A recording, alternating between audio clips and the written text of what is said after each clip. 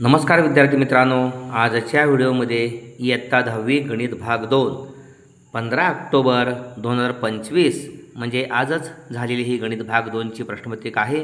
कोल्हापूर जिल्हा मुख्याध्यापक संघ कोल्हापूर या नावाजलेल्या मुख्याध्यापक संघामध्ये प्रत्येक विषय समितीमध्ये अतिशय तज्ज्ञ असे शिक्षक काम करतात।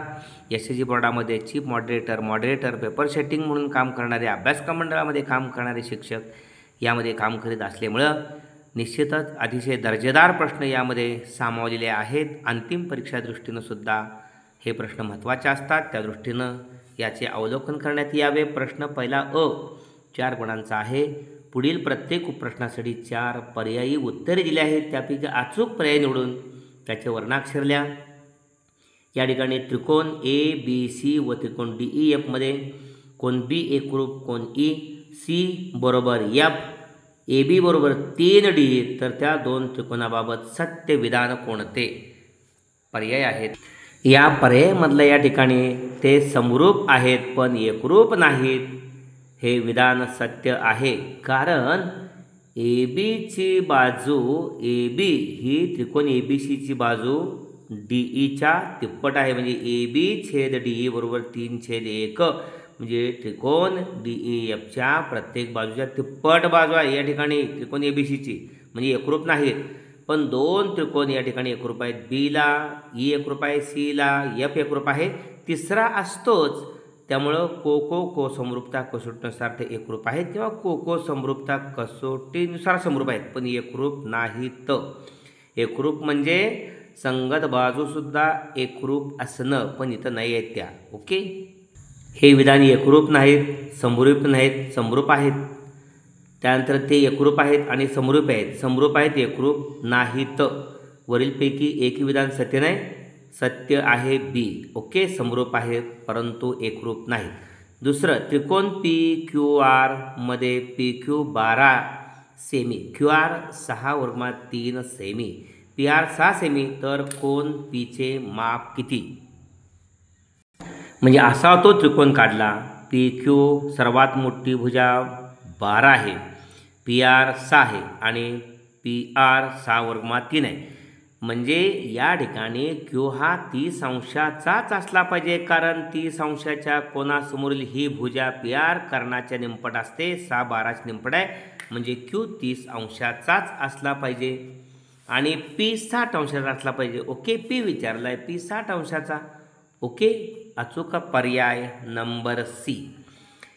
तिसरा, एका वर्तुळाच्या जेव्हा AB आणि जेव्हा CD परस्परांना वर्तुळाच्या अंतर्भागात E मध्ये छेदतात, जर AE बरोबर 5.6, EB बरोबर 10, CE बरोबर 8, तर ED काढा। या ठिकाणी जीवांच्या आंतरछेदनाच्या गुणधर्मानुसार AB आणि CD या जेव्हा वर्तुळाच्या अंतर्भागात E बिंदूमध्ये छेदत असतील, तर AE गुणिले EB बरोबर CE गुणिले ED, CE गुणिले ED, समोरासमोरची रेषाखंड त्यांचे गुणाकार।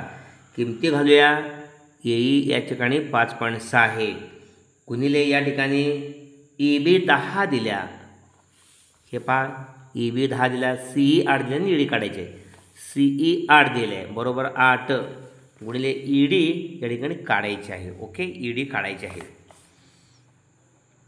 त्यामुळे 5.6 गुणिले 10, 5.6 गुणिले 10ला हे भागिले 8 येणार, 8 × 8, 5ला भाग जात नाही, 5 वर 6 घेतले, 8 7 56, 0.7, 8 न 5.6ला भागल्यानंतर 0.7 आलं, 10 7 70, 70 म्हणजे दशांश चिन्ह मध्ये देऊन 7 बरोबर ED 7।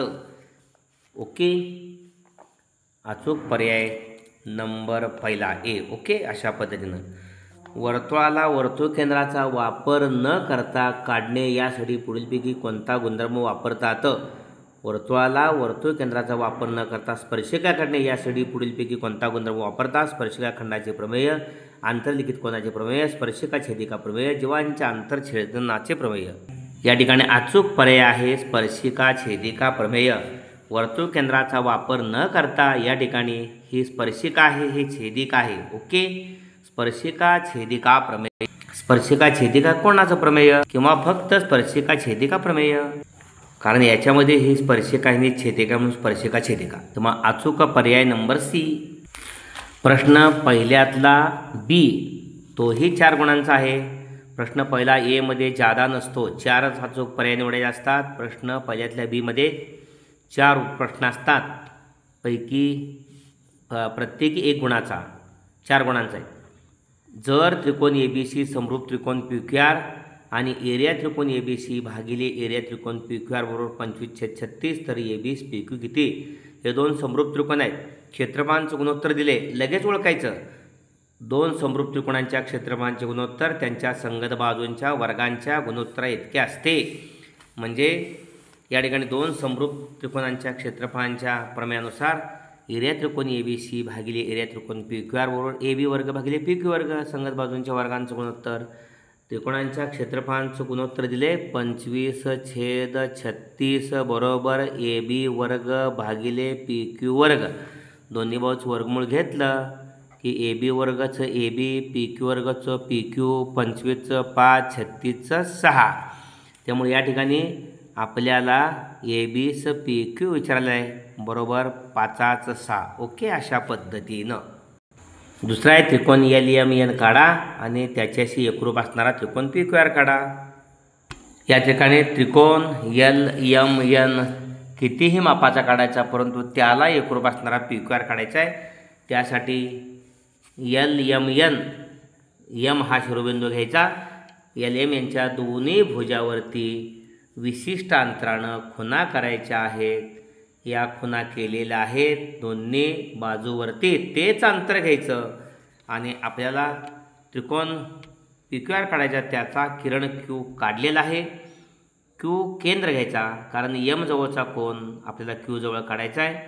आत्ताच दोन्ही भुजावरती आपण त्रिकोण LMNच्या दोन्ही भुजावरती ज्या अंतरानं खुणा केल्या आहेत तेच अंतर इथून चाप मारायचा. ओके, अशा पद्धतीनं. आणि मग 2 खुणामधलं अंतर किती आहे पहा. हे 2 खुणामधलं अंतर घ्यायचं आणि मग 2 खुणामधलं अंतर इथं कोण केलं जाणार ते अंतर आहे. इथून आत्ताच काढलेल्या कंसाला छेदणारा चाप मारायचा आणि हा छेदनबिंदू आणि Q जोडून वाढवायचे. हाच आपला त्रिकोण PQR आहे आणि त्रिकोण LMN एकरूप कोन PQR. ओके, अशा पद्धतीनं एकरूप त्रिकोण एकरूप कोन काढण्याची रचना. चौथा आहे सोबतच्या आकृतीमध्ये AE लंब BCला लंब आहे. DF हा सुद्धा BCला लंब आहे. AE 4 आहे, DF 6 आहे. तर एरिया त्रिकोण ABC भागिले एरिया त्रिकोण DBC या क्षेत्रफळांचं गुणोत्तर काढायचे आपल्याला. या ठिकाणी एकाच पायावरती उंची आहे, एकच पाया दोघांमध्ये आहे. त्रिकोण ABCचा पाया BC आणि त्रिकोण DBCचा पाया BC, ABCचा पाया BC. समान पायांच्या त्रिकोणांच्या क्षेत्रफळांचे गुणोत्तर त्यांच्या संगत उंचीच्या प्रमाणात असते. संगत उंचीच्या गुणोत्तरा इतके असते. म्हणजे या 2 त्रिकोणांच्या क्षेत्रफळांचे गुणोत्तर उंचींच्या गुणोत्तरात AE भागिले DF म्हणजे 4/6, 2 4, 2 6, 2 सविस्तर मांडणी करायची. हे लेखन मात्र लिहायचं. समान पायांच्या त्रिकोणांच्या क्षेत्रफळांचे गुणोत्तर त्यांच्या संगत उंचीच्या प्रमाणात असते.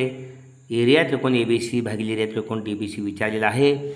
AE दिलेला आहे या ठिकाणी 4 आणि DF 6, 2 4, 2 6. ओके, अशा पद्धतीनं एरिया त्रिकोण ABC भागिले एरिया त्रिकोण DBC या 2 त्रिकोणांच्या क्षेत्रफळांचं गुणोत्तर 2 असतील. ओके, असा हा 4 गुणांचा प्रश्न दुसरा पहिल्यातला B होता.